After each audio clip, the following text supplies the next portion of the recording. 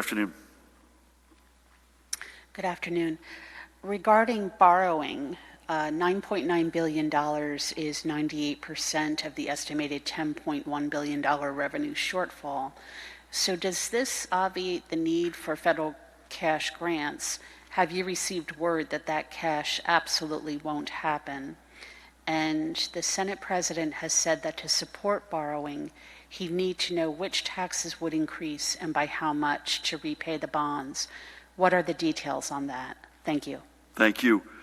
So the maximum is $9.9 billion, number one. It does not obviate the need for federal cash. I was actually asked in an interview this morning, Elise, what I thought the hole was in New Jersey. And I believe, and my colleague and I believe, that from plus or minus middle of 2020 to plus or minus end of 2021, it's probably a $20 billion hole. So it does not obviate the need for that. I still don't have a better handle on the federal cash.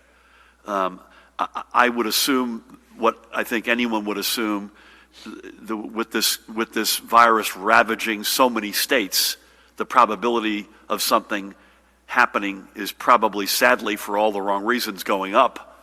But I can't tell you how high, when, or how New Jersey will be treated in that context, and those are all pieces that we're very focused on.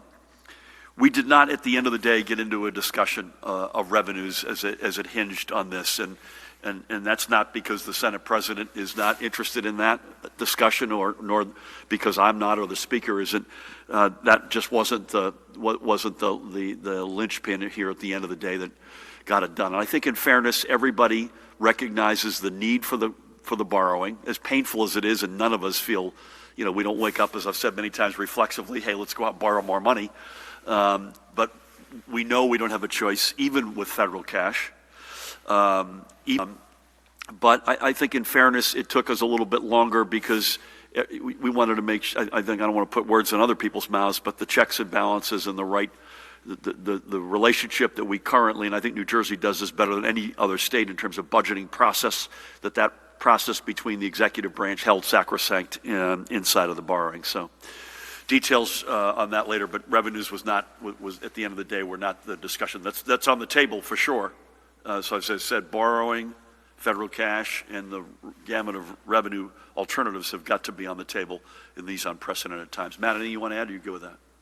Just as the governor said, I want to underscore, at least the bill is an authorization, so it doesn't mean that will be the full amount borrowed. We'll be working with the legislature on that as part of the budgeting process over the next month and a half, 2 months. And then the second piece is just following up on the governor's last point. There's nothing in the borrowing bill is a misconception. There's nothing in any version of the borrowing bill that would mandate a revenue increase to pay for these bonds. So I just want to be clear about that point. As separate from the fact that we need to have the revenue discussion as the whole range as consideration. So thank you for clearing that up.